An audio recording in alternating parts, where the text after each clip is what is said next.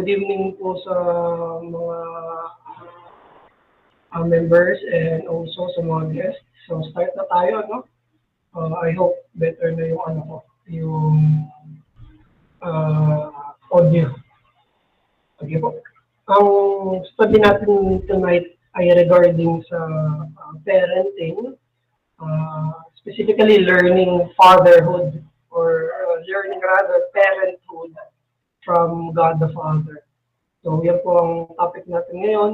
Gusto ko rin pong i-announce na ang plano later on ng Monday Studies ay gagawing series ng pag-aaral ay yung Institute of Christian Theology ni John Calvin. So, per chapter, pwede natin siyang pag-aralan later. Pag-uusapan pa namin sa pag-aaralan. Pwedeng next Monday or sa mga susunod na Mondays mag-start para tapusin natin yung buong book ng Institutes of Christian Theology ni Calvin. So, sige po, manalangin tayo. Let's pray. Our Father, maraming salamat po for tonight. Pinupuri po namin kayo sa gabing ito dahil pinagkalooban niyo kami ng pagkakataon para makapag-aral galing pa rin sa inyong banal na salita kung paano kami dapat maging magulang.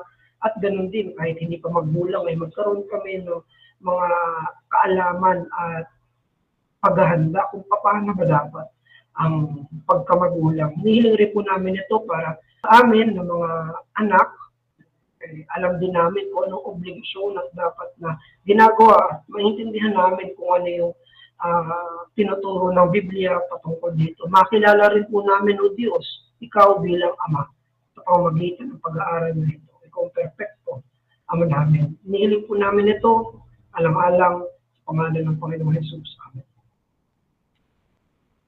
So again, good evening. Ito po ang study natin regarding sa learning parenthood from God the Father. At ang pag-aaralan natin tonight, ayun ang topic natin for tonight.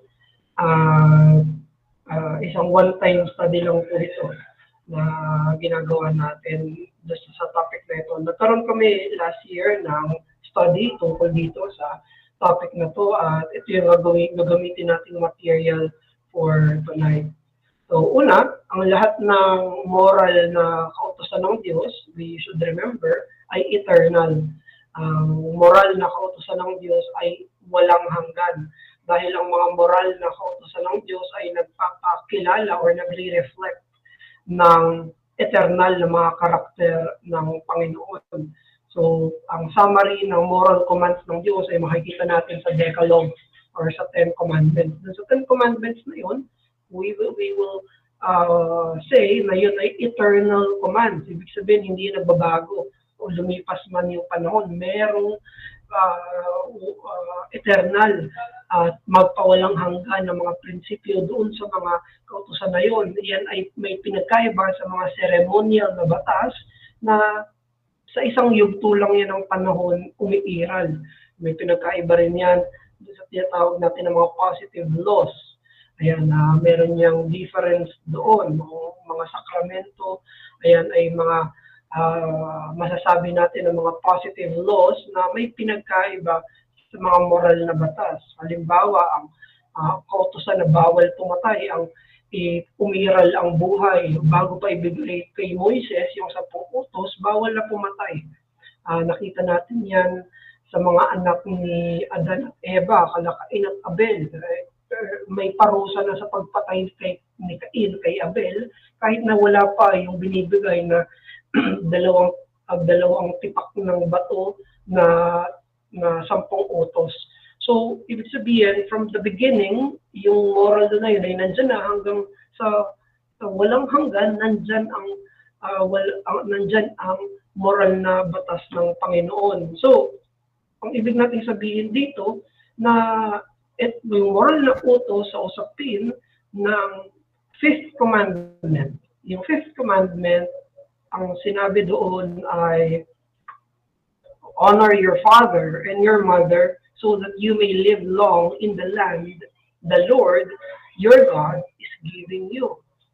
Parangalan daw yung nanay at tatay, yung mga magulang na meron tayo, yan ay may eternal na implikasyon, eternal na pagpapakita ng karakter ng Diyos. And we know na yung utos na i-honor yung father at yung mother ay meron ding obligasyon sa mga magulang. Obligasyon din ng tatay at nanay na ituro na sila'y parangalan.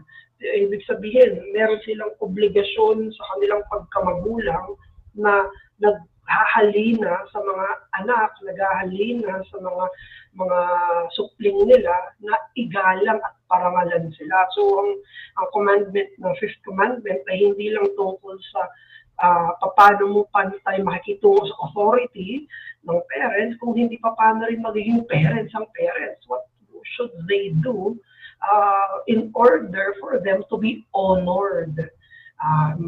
Yun yung dalawang side nitong fifth commandment. At makita natin sa New Testament, sa Ephesians chapter 6, verse 4, sinabi doon ni Paul, "And you fathers, do not provoke your children to wrath, but bring them up in the training and admonition of the Lord." Sinabi ni Apostle Pablo, after niya i-quote, ito, yung Ephesians chapter 6 verse 1, "Children, obey your parents in the Lord." Tapos, yung sense ng Exodus 20 verse 12, ang binabanggit ni Apostle Paul, pagkatapos niya sabihin, "Children, obey your parents in the Lord," ang sabi ni Paul, now, parents, fathers, do this. Do not provoke your children to wrath, and bring them up in the training and admonition of the Lord. So sa New Testament, ipinakita yung fifth commandment bilang obligation ng children sa parents at obligation ng parents sa kanilang mga anak. At ito'y nagpapakita ng karakter ng Panginoon.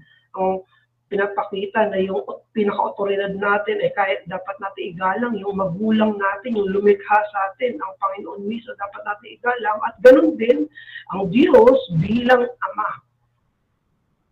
Siya ang perfectly na siya ang perfectly na pinanggagalingan nitong tekstong to. Ang lahat ng moral na utos ng Diyos ay pagpapakilala kung sino siya. For example, huwag mangangalon niya. Bakit huwag mangangalon niya? Dahil ang Diyos ay tapat.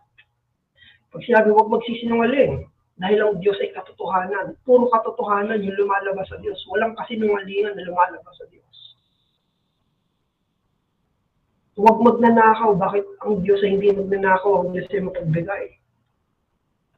Ganun din dito sa fifth commandment. Nung sinabing, "Father, do not provoke your children to wrath," dahil ang Ama ay perpektong Ama. Dahil ang Diyos Ama is perpektong Ama. Na siya yung nagtitrain, siya yung nag-admonish sa kanyang mga anak. Kaya yung beauty at glory ng parenthood ay nagre-reflect. Hi, okay, you sleep na. Biglang wala pa sila ito. Yung beauty at glory ng parenthood ay reflective ng fatherhood ng Panginoon. Go, sleeping time. Bye-bye, good night. Okay. May muna, patalastas, commercial. So yung beauty at glory ng parenthood ay reflective ng perfect na fatherhood mismo ng Panginoon.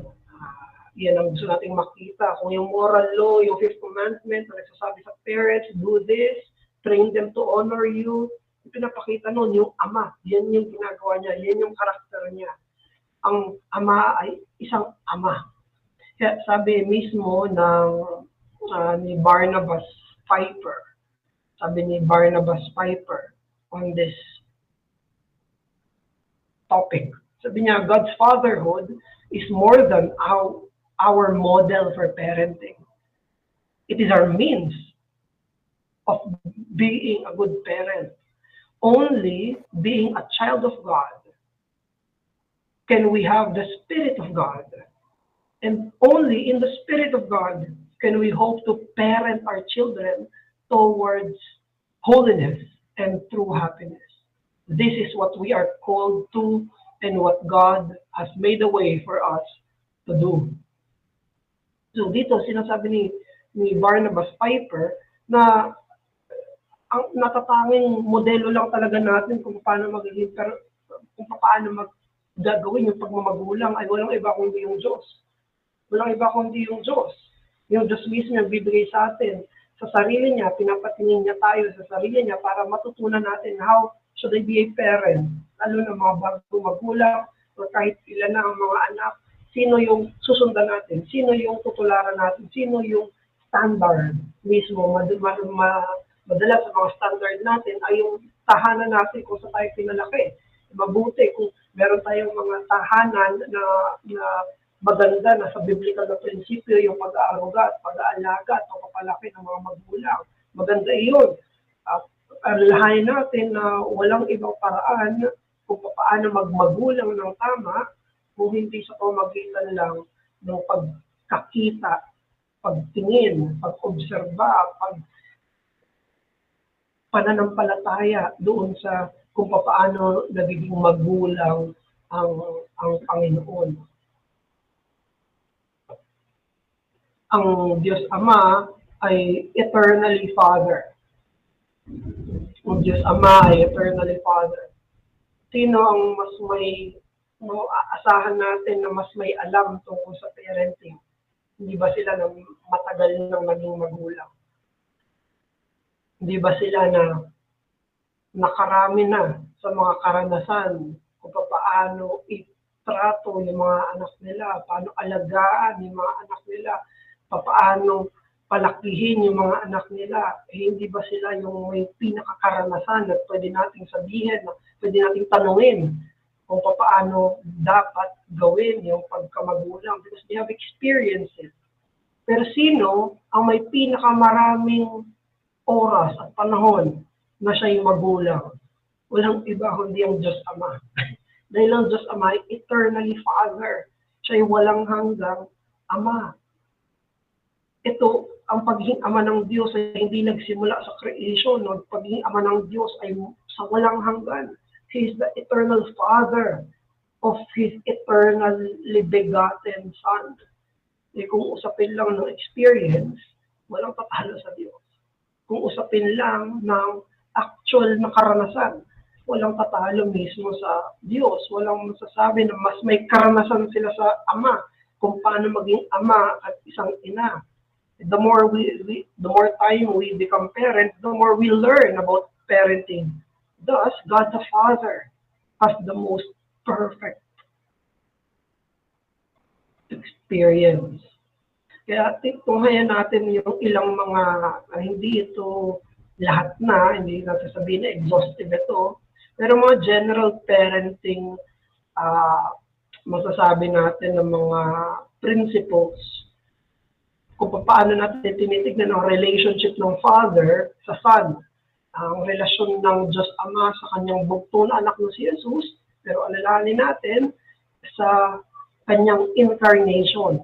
Ay, di yun ang revealed sa atin sa New Testament. Paano pinalaki ng Diyos Ama ang Diyos Anak sa kanyang incarnation, sa kanyang pagiging Messiah. So we'll just look at ilan ito. 7 principles kung paano relationship ng God the Father sa Panginoong Jesus mismo. Of course, there are more, o kaya naman may mga subsets pa dito in which we can contemplate, at maganda yun kung meron tayong maidadagdag. Pero dito sa 7 ito, una, God the Father did not withhold pain and suffering from His Son. Hindi ipinagkait ng Diyos Ama ang pagdurusa kay Jesus. Hindi pinagkait ng Diyos Ama ang sakit at pagdurusa sa Panginoong Jesucristo. May tendency tayo sa ating, masasabi natin tama naman sa ating protective na role bilang mga magulang. Gusto natin hindi mapahamak yung mga anak natin, but there comes a point or a time kung saan yung protective role natin ay pwedeng maging overprotectiveness. sobrang pagpoprotekta to the point na ayaw natin masaktan ng kahit katiting yung mga anak natin, even to their good, even para sa ikabubuti nila. Yung sakit na yon, yung suffering na yon, na ang iniisip natin, ang ating goal ng parenting ay hindi mag-suffer yung anak natin. Hindi mag-suffer anak na lalaki, hindi mag-suffer yung anak na babae. But we know suffering is essential sa buhay. Suffering is essential even in the Christian life. At ginawa yan ng Diyos Ama. Hindi spoiled si Jesus. Hindi totoong walang peklat si Jesus. Hindi siya walang suffering. Hinayaan ng Diyos Ama na makaranas ang Panginoong Jesus ng mga pagdurusa bilang training sa Kanya is a formative discipline para siya ay tumikas at tumatag at para mas kayanin niyang harapin yung kanyang pinakamasakit na misyon. Bakit siya pinanganak? Bakit pinanganak si Jesus? Because his mission is to die on the cross. Imagine that. Ang mission ng anak mo ay mamatay para sa isang maluwalhating layunin. Isipin mo yun, ang anak mo ay kalooban ng Diyos na siya ay mamamatay para sa isang maluwalhati, dakilang layunin. Ang iniisip kasi natin, again, overprotective tendencies natin ay ikip ng ikip na wala siyang peklat, wala siyang pagdurusa, hindi siya matadapa, o dapat siya masaktan ng kahit na maliit, na yun lang ang goal natin. Parang yun ang pinaka-main goal ko. Pero hindi ba? Anong chief end of man? To glorify God and to enjoy Him forever. And that includes to suffer for a glorious goal, a glorious mission, to please God. At nakita natin yan dito sa Hebrews chapter 5, verse 8. Sinabi ng Hebrews chapter 5, let me put it here sa chat box. Although he was a son, Jesus, he learned obedience through what he suffered. Hinayaan ng Diyos Ama na magdusa siya. Bakit? Ba't hinayaan ng Father na magdusa si Jesus? So he might learn obedience. Habang nasasaktan, tumitibay, mas nasaktan, sumusunod, mas natututo, mas may paghahanda siya sa mas malaking sakit, pero maluwalhati. Yun yung una na makikita natin sa Diyos Ama. Good and godly parenting involves exposing children to necessary suffering for their personal and missional growth and development. Parte ng maka-Diyos na pagiging magulang ang ini-expose ang mga anak sa mga hindi unnecessary suffering, sa mga kinakailangang pagdurusa para saan? Para sila to grow. To grow. For them to develop, for them to grow up. Sila ng mga sinanay na hindi masaktan ay baby pa rin. Kahit na malaki na. Hindi yan ang gusto natin. Hindi natin gustong mangyari na lumaki yung mga anak natin na pinotektahan ng sobra na 20 anyos, 25 anyos, pero baby pa rin. Hindi kayang tumanggap ng sakit. Lalong hindi kayang tumanggap ng sakit para sa mga dakilang mga bagay. He cannot face suffering. He's afraid to face suffering. For what? For God's glory, for the betterment of the advance of the kingdom. Ayun yung una. Ang Diyos Ama ay hinayaan ang kanyang anak sa mga little bits, and greater, and then greater, and then greater, para sa greatest suffering. Sabi ni Ay, mamaya ka na sabihin yan. May related sa other items natin. So, number 2, ang God the Father naman, God the Father speaks words of life to His Son. Ang Diyos Ama ay nagsasalita ng mga salita ng buhay sa Panginoong Heso Kristo. God the Father speaks to His Son. And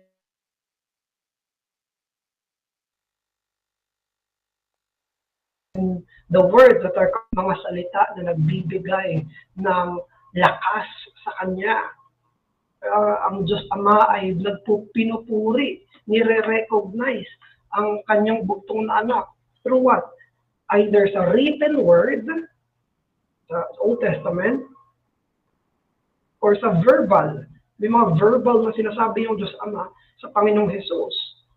Alam natin yan dito sa mga text from the Old Testament. For example, Isaiah 42 verse 1.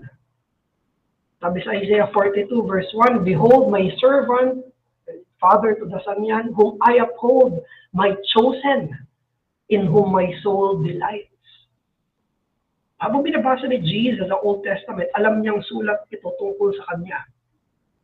At sinabi sa Isaiah 42 verse 1, in whom my soul delights. Kinalulugdan niya, masaya ako na ako ang ama mo. Anong ibig sabihin ng God the Father? I am happy because you are my son. Isaiah 42 verse 1. Ganon din, alam na, yan ay written sa Old Testament, pero may verbal, vocal sa New Testament, sa dalawang pagkakataon, sa baptism ni Jesus at sa transfiguration ni Jesus. Anong sinabi ng God the Father? Sa Matthew 3 at sa Matthew 17. What did the God the Father say? This is my beloved Son. Ito ang pinakamamahal kong anak. I love you, ang God the Father, sa God the Son, mahal kong anak. In whom I am well pleased. Ano yung with whom I am well pleased? Proud ako sa Kanya. I am proud of my son. Natutuwa ako sa anak ko. I am delighted. I recognize him. Listen to him. Yan ang sinabi mismo ng God the Father. So, tandaan natin, ang mga praises ng Ama sa kanyang anak ay hindi flattery. Hindi ito flattery lang. Hindi ito mga empty positive reinforcements. Kung hindi ito'y totoo, hindi nagsisinungaling ng Ama. Ito ay masayang pagkilala niya sa hard work ng Panginoong Jesus, sa excellence ng Panginoong Jesus. Tandaan natin, sinabi ito ng Diyos Ama nung si Jesus, ilang taon na siya after ng baptism niya, 30 years old. 30 years old si Jesus, 31 years old si Jesus. Tapos sinabi ng God the Father sa kanya, my beloved Son, I am well pleased. 30 anyos yung anak niya, tapos sinabihan niya, I am well pleased. Pinakamamahal kong anak, masaya ako ang ama mo. See that? And before that, of course, sa kabataan ni Jesus, nababasa niya ng Old Testament at alam niya, ito ang puso ng Ama sa kanya, na nag-urge sa kanya lalo na mag-obey sa kanyang Ama. At sa Diyos Anak, sa Panginoong Jesus, alam natin yung mabuting mga sinasabi ng Ama ay nagbibigay ng kalusugan sa kanya. Ito yung nag-uudyok sa kanya lalo, na sundin yung Ama niya, na igalang yung Ama niya, na parangalan yung Ama niya. Yan yung sinabi sa Book of Proverbs. Anong sinabi sa Book of Proverbs? Proverbs chapter 12, verse 18. Sinabi dito, there is one whose rash words are like sword thrust, but the tongue of the wise brings healing. Ang salita ng mga may karunungan ay bibigay ng kagalingan. Hindi kaya sa panahon ng mga nanghihina na yung Panginoong Jesus, ito nagbibigay lakas sa kanya ang salita ng kanyang tatay. Proverbs 15:4, a gentle tongue is a tree of life, but perverseness in it breaks the spirit. Hindi kaya yung salita mismo ng Ama niya sa Kanya ang nagiging puno ng buhay sa Panginoong Hesukristo mismo. At sinabi rin sa Matthew 12:35-36, out of the abundance of the heart, the mouth speaks.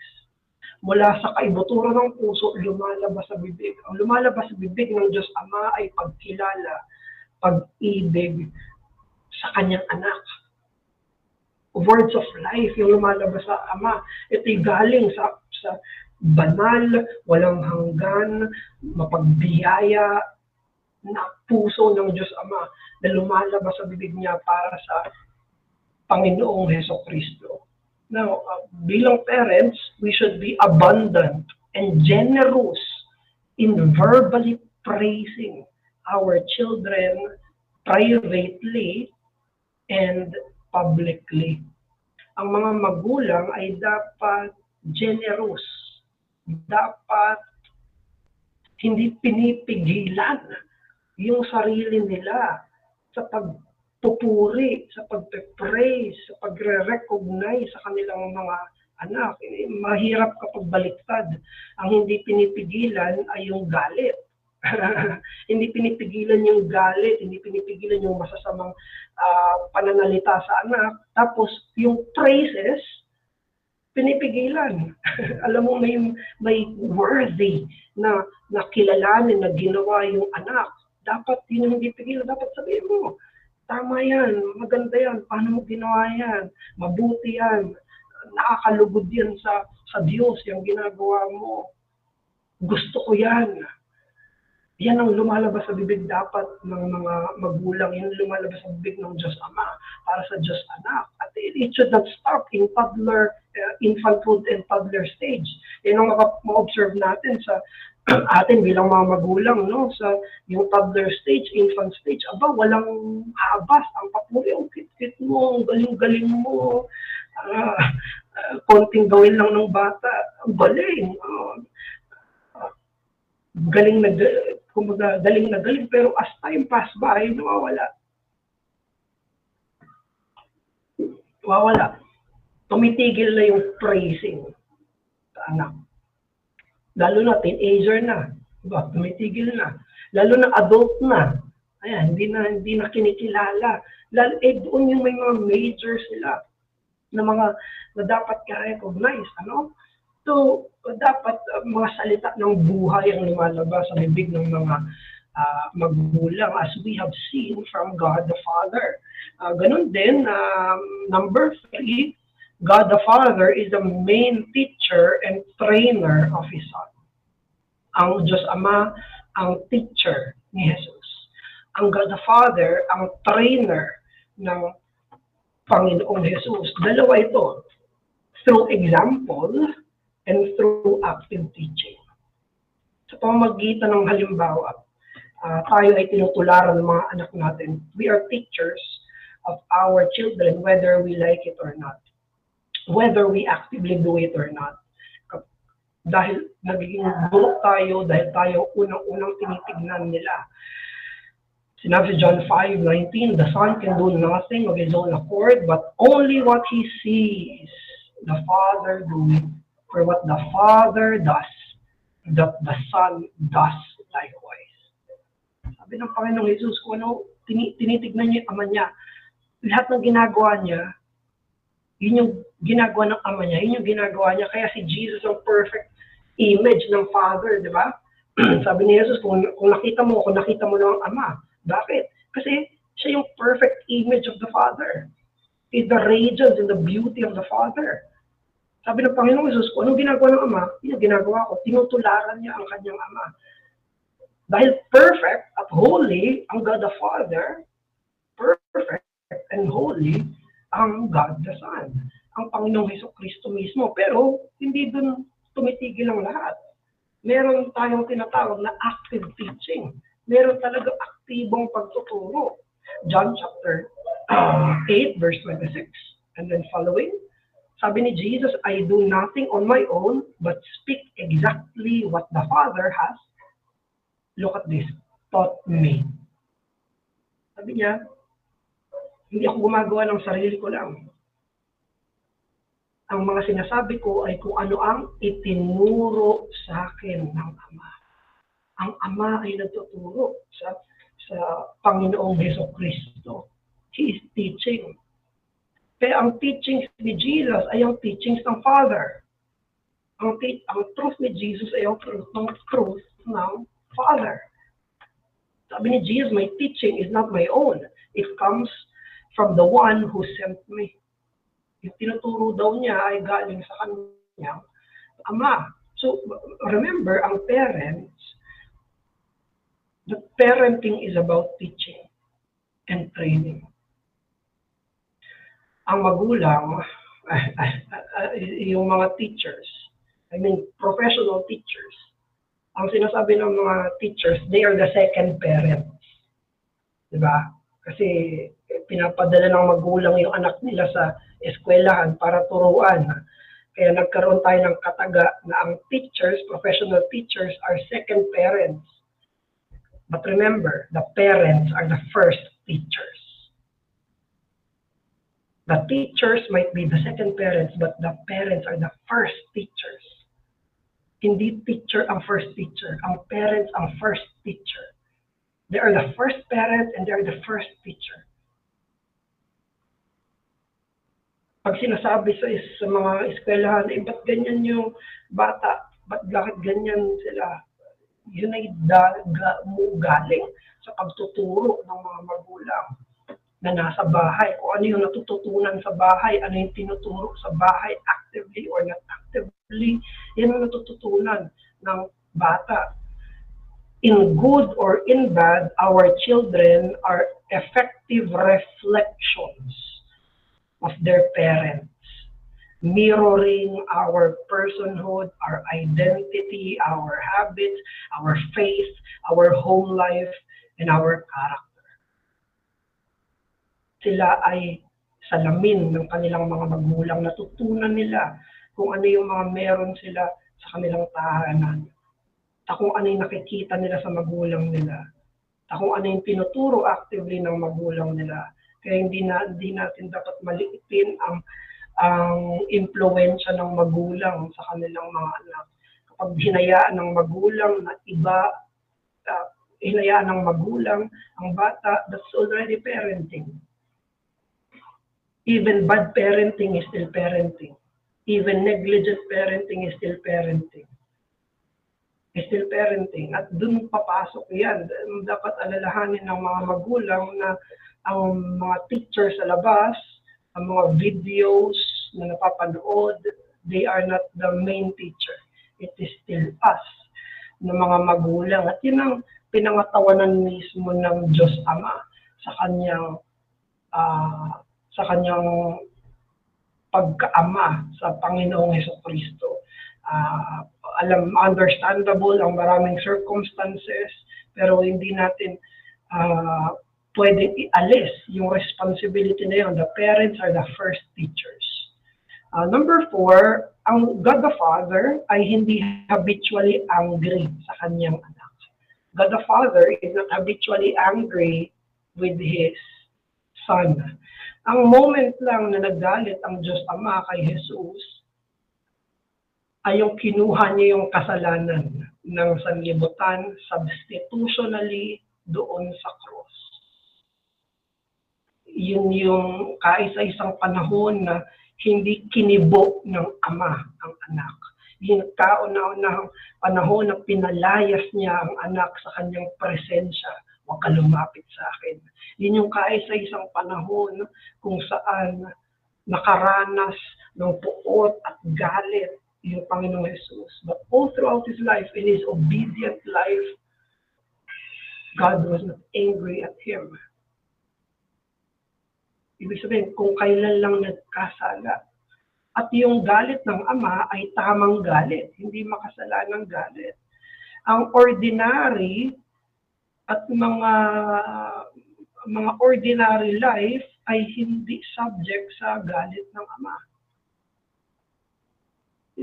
Doon natin matututunan, ang parenting, ang pagkamagulang, it should be happy and joyful parenting. That must be the general tone of Christian parents. While degrees of disciplinary anger is reserved for real sins. Ang galit ay nakareserba lang sa pagdidisiplina. Ang galit ay nakareserba lang na iba-iba pa yan na level ng anger doon sa pagdidisiplina. Hindi dapat walang kasalanan yung anak nagagalit. Hindi dapat ordinary sa communication at sa relationship ng magulang at anak na palaging galit ang magulang sa anak, na natatakot na kausapin, natatakot makipag-communicate dahil palaging galit. Kausapin mo si nanay, kausapin mo si tatay, huwag baka magalit. Ba't magagalit? Ganun ang ama, he's not habitually angry. Ang general tone ng parenting ng God the Father ay happy, joyful communion. At mas nagiging joyful pa sa kanyang obedience at nag-reserve lang yung anger doon sa kanyang sin. Si Jesus, di naman nagkasala di ba? Nagkasala lang, kinuha niya lang yung kasalanan, substitutionally. At doon binuhos ng ama yung kanyang galit. Pero hindi siya galit. Even when he is training his son. So, ganun yung disposition ng parenting. Hindi habitually angry ang magulang. Hindi binubuo sa anak yung mga stress or mga galit sa ibang tao o kung ano man. Hindi outlet ang anak ng mga frustrations at disappointments. Hindi ganyan. Ang proper outlet nun ay prayer sa Diyos. Yung mga ganyan. Pero hindi outlet ang anak. May nangyaring masama sa akin. Tapos yung anak yung nagiging outlet. No? Hindi dapat ganon. Tinuturuan din tayo ng general tone ng household ay dapat happy, joyful. Nagkakaroon ng serious times. When serious times comes, nagkakaroon ng angry, ng anger kapag merong disciplinary measure at doon nila mapapansin ng anak yun. Doon mapapansin, ayoko nito. Hindi naman normal na galit yung bahay namin. Hindi naman normal na galit sa akin si tatay at nanay. Pero dahil may ginawa akong kasalanan, ganito yung reaction nila. Anong difference, kung ang normal na tone ng bahay, galit-galit palagi. Tapos, pag nagkasala, galit pa rin. What's the difference? There's no difference. Saan siya babalik? Ang isang point ng anger sa disciplinary moments ay gusto mong ibalik. Nagkasala yung bata, ayaw niya ng ganito. Gusto niya masaya. Gusto niya nasa maayos na kalagayan. Gusto niya nasa regular na masayang atmosphere yung kanilang household. Pero dahil nakagkasala siya, may nangyari. May naputol. Imagine that kung ang ordinary home life ay hindi joyful. Saan siya babalik? Mula sa galit, papunta sa lesser galit. Hindi ganon, hindi ba? So, yun ang dapat na ordinary, general tone ng Christian parenting. Naka-reserve lang yung disciplinary anger for real sins. Number 5 is God the Father was always talking with His Son. Palaging nakikipag-usap ang Ama sa kanyang anak. Of course, we know that nakikipag-usap ang Ama kay Jesus through the Old Testament. Pag binabasa ng Panginoong Jesus sa Old Testament, these are words na bibigay sa kanya ng karunungan, ng kaalaman, ng kanyang paglago. Sinabi yan sa Luke chapter 2, verse 52, He grows in wisdom and stature before God and before men. At ganun din yung Ama ay nakikinig sa kanyang anak. The Father listens to His Son. Kapag nananalangin si Jesus, nakikinig ang Ama. Kapag pagod na pagod si Jesus, nadi-discourage siya, nagpe-pray siya, nakikinig ang Ama. Kapag ang Panginoong Jesus ay conflicting, sinasabi ng Panginoong Jesus sa Garden of Gethsemane, okay lang ba, Ama, na hindi ko gawin to? Hindi ko gagawin. Okay lang ba, let this cup pass from me? Nahihirapan si Jesus. doon sa pagkakataon na yun. He's burdened, he is conflicted. Let this cup pass from me. Pero nakinig pa rin ang ama. Isipin niyo, nakikinig yung ama na nahihirapang sumunod, conflicted yung anak niya. Pero nakinig pa rin siya. At anong nangyari? Sinabi ng Panginoon Jesus, yet not my will, but your will, my Father, your will be done. Nakinig ang ama at sinunod pa rin siya ang kanyang anak. Ang tenga ng ama ay palaging available sa kanyang anak. Ang mga pananalita ng ama ay laging available sa kanyang anak. So, constant and available conversation with children is vital to Christian parenting. Napaka-vital na makinig palagi sa anak. Napaka-vital na palaging kausapin yung anak. Hindi mag-uusap lang kung kailan pagagalitan. Hindi ka kausapin lang kung kailan uutusan. Hindi ka kausapin lang kapag may problema. Malaki na yung problema. Hindi, regularly, magpapakwento. Anong nangyari? Anong tingin mo dito? Kahit nga, nakinig ang ama sa Gethsemane. Sabi ng Panginoon, nahihirapan ako. Okay lang ba hindi na kita sundin? Yung sabi, basically, paraphrasing, yung sabi ni Jesus, okay lang ba, ama, hindi ko na gawin yung inutos mo? Pero nakinig ang ama. Bilang, imagine that, as a parent, sabihin sa'yo ng anak mo, nahirapan akong sumunod sa'yo, tayo. Pero nakinig ang ama sa Panginoong Jesus. Ganun din, yung mga magulang, hindi lang ang pinapakinggan natin, gusto natin. Hindi lang ang pakikinggan natin, gusto ko, yung matutuwa ako. Dapat okay lahat ng sasabihin mo. Kailangan agree lahat sa akin yung sasabihin mo. Bilang isang magulang. So, we should have constant and available conversation sa kanyang mga anak, sa Christian parenting. At again, ito ay kinocultivate mula pagkabata. Ang mga magulang na ayaw kausapin ng mga anak nila pagdating ng school age, later, sila naman yung maghahabol-habol at sasabihin nila, hindi sila kinakausap ng anak nila. Paglaki. Yung mga bata, madaldal, di ba? Dahil toddler, ingay nyo, tanong kayo ng tanong. Papa, mama. Sabi, ganyan ang ganyan.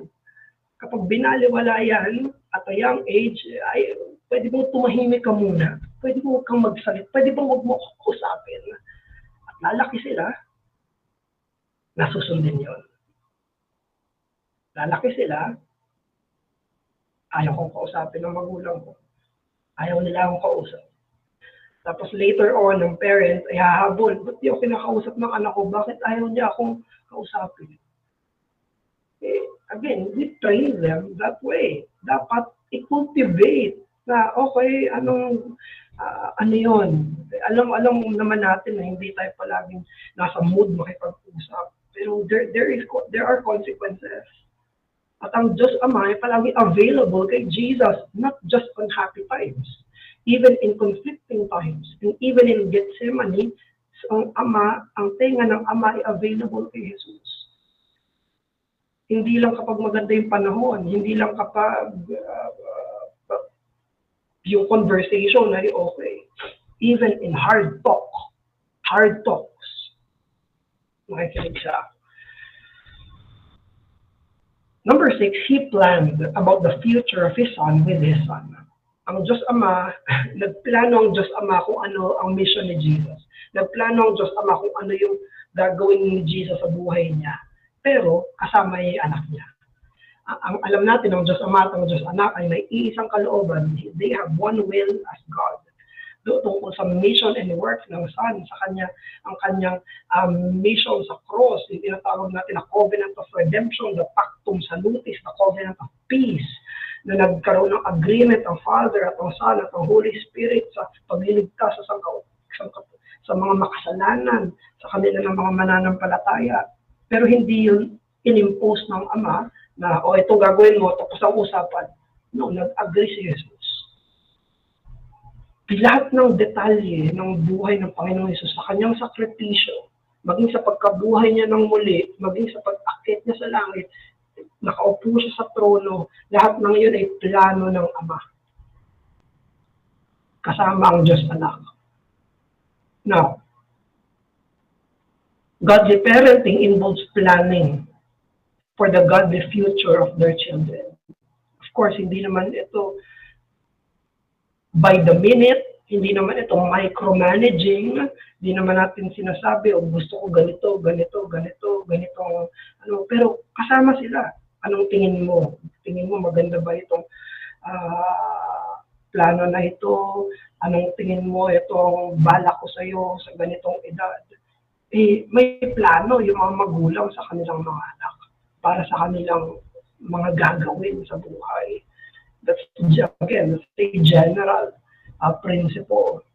Ganon din. Number 7, part ng plan na yon ay ang romantic pursuit. Isa ito sa mga iniisip ng culture natin na pag usapin na ng love life, wala nang authority yung parents nila sa love life. Iniisip ng mga magulang din, even parents, ay pag usapin ng love life, bahala ka na. Ikaw bahala. No, it's not. God the Father is involved in the marriage of His Son. Involved ang God the Father sa marriage ni Jesus. In fact, ang Ama ang pumili ng bride ni Christ at ibinigay niya yun sa kanyang anak. At inutusan niya ang kanyang anak. Inutusan ng Ama ang kanyang anak na bumaba sa lupa, magpakahirap, magdusa at magsakripisyo para sa kanyang papakasalan, sa kanyang bride. Kasama yon sa plano ng Ama na si Jesucristo. May isang book nga, sinabi sa The Church is One Foundation, from heaven, He came down and sought her to be His holy bride. Sino ang nagpababa kay Jesus? Sino ang nagsugo kay Jesus? Ang Ama. Basically, sinabi ng Ama, anak, go. The Father sent His Son to get His bride. And the Father prepared the bride for His beloved Son. It was the Father who planned and trained His Son. Ang Diyos Amang nag-train sa kanyang anak dahil ang anak niya ay magiging mister. Mag-aasawa ang kanyang anak. Ang kanyang anak, tinrain ng God the Father ang kanyang anak na maging loving, maging cherishing, maging bleeding, maging rejoicing husband of the Holy Church.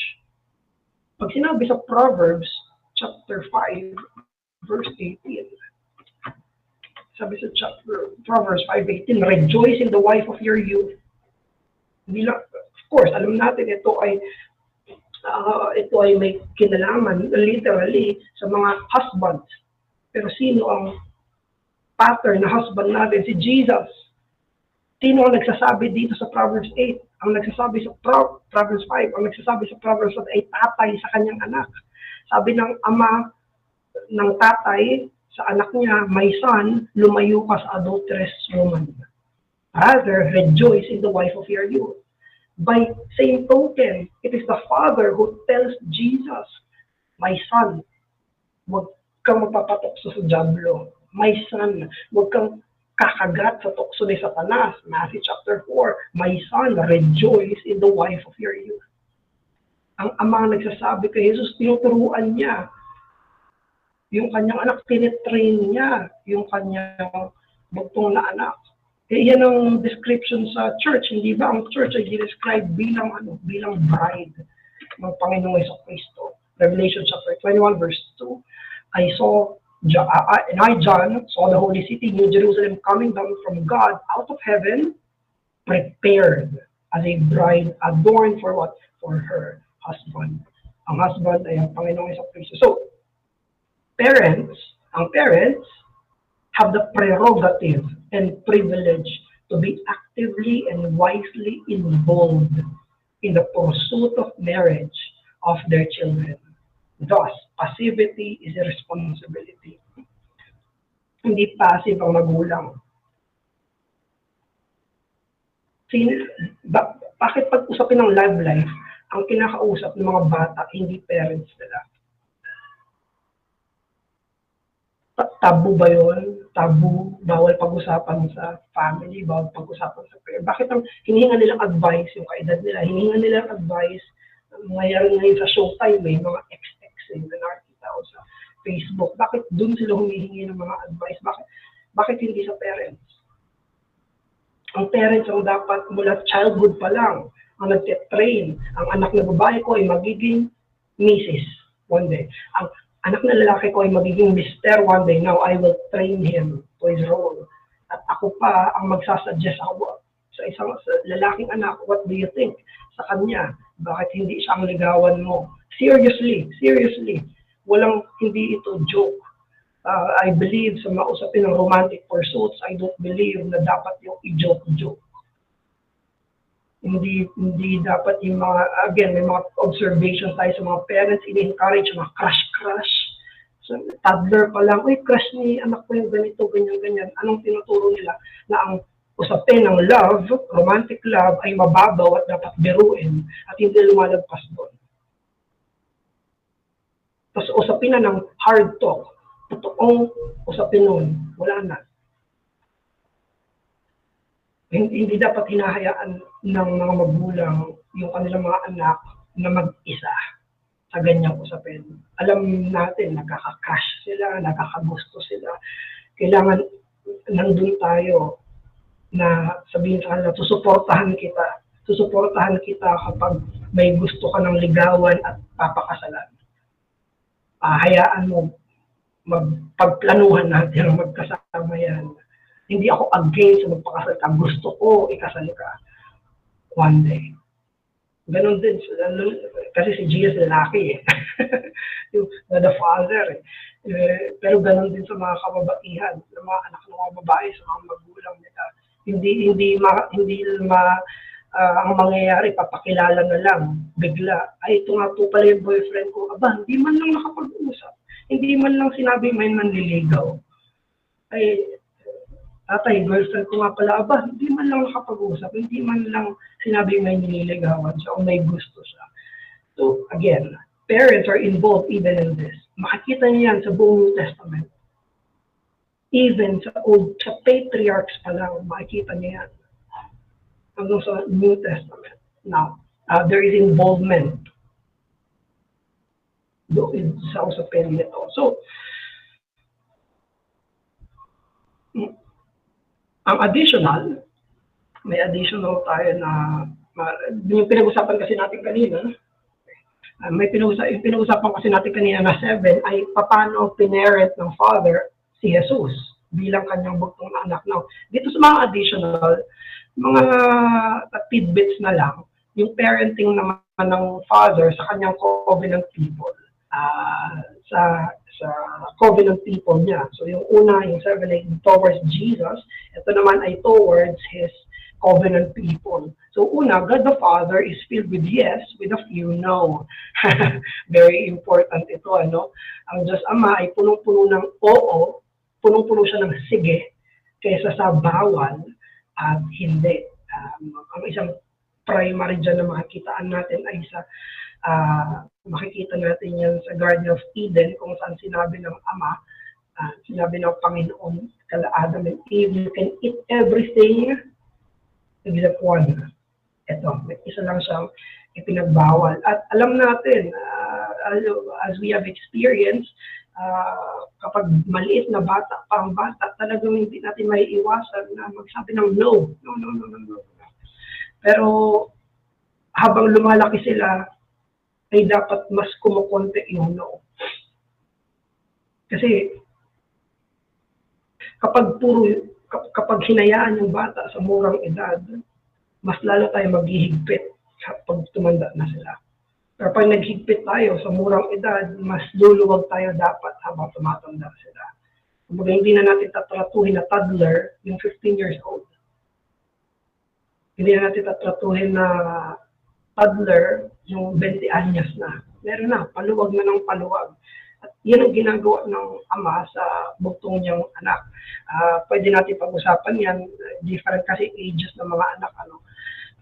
Pero kailangan i-remind ng mga parents na marami silang hinahayaan sila na i-enjoy dito sa kanilang tahanan, sa kanilang buhay. Number 2, God the Father is generous and wise in giving gifts. Ang Diyos Ama ay mapagbigay sa kanyang anak. Alam niya kung ano yung mga dapat na ibigay sa kanyang mga anak. Hindi siya madamot sa sa kanyang anak. Sinabi doon sa Luke 11:11-13, sinong ama nga naman na yung anak niya humihingi ng isda, binigyan ng ahas. Humihingi ng itlog, binigyan ng scorpion. Sinabi doon na if you then who are evil know how to give good gifts to your children, how much more will the Heavenly Father give the Holy Spirit to those who ask Him? So, part ng parenthood ay pagbibigay ng mabubuting bagay sa kanyang mga anak. Pangatlo, I think reiteration ito nung kanina, God is slow to get angry.